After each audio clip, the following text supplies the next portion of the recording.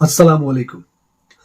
अवदीन हजरात, अल्लाह पाक कुरान करीम के अंदर इरशाद फरमाता है, क्या लोगो, मोहम्मद सल्लल्लाहु अलैहि वसल्लम तुम्हारे मर्दों में से किसी के बाप नहीं है मगर वो अल्लाह के रसूल और खातमुन नबीयीन हैं, और अल्लाह हर चीज का इल्म रखने वाला है। अवदीन हजरात, ये आयत अकीदा खत्म नबूवत के हवाले से है। अल्लाह पाक ने इस आयत के जरिए, कुरान पाक के जरिए वाज़िया कर दिया है कि आप सल्लल्लाहु अलैहि वसल्लम के बाद क़यामत तक किसी नबी, किसी रसूल ने नहीं आना।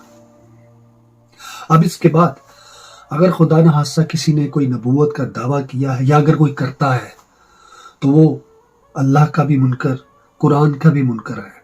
वो बहुत बड़ा झूठा, कज़्ज़ाब और एक बहुत बड़ा फितना है।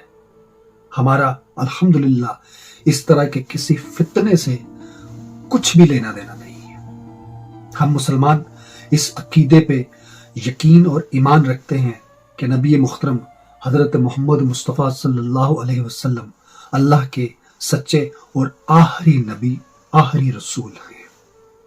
इसके बाद अगर खुदा न हस्ता कोई दावा करता है या किसी ने किया है, उसका दीन इस्लाम से दूर दूर तक भी कोई ताल्लुक नहीं है।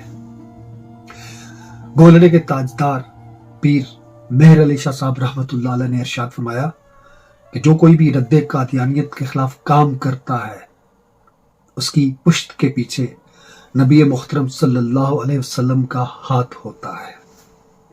मेरी तमाम मुसलमानों से, तमाम मसालक के उलमा से गुजारिश है कि इस तरह के फितनों के खिलाफ मिलकर अपनी आवाज को बुलंद करें। जो कोई भी इस फितने के हक में रास्ते हमवार कर रहा है, उनके हक में फैसले सुना रहा है, उनके खिलाफ पुरअमन एहतजाज रिकॉर्ड करवाएं और मुदल्लल किस्म के दलाइल पेश करके उनके मुंह को बंद किया जाए और उनके रास्तों को रोका जाए। हमारा ईमान है आप सल्लल्लाहु अलैहि वसल्लम के बाद क़यामत तक किसी नबी ने नहीं आना।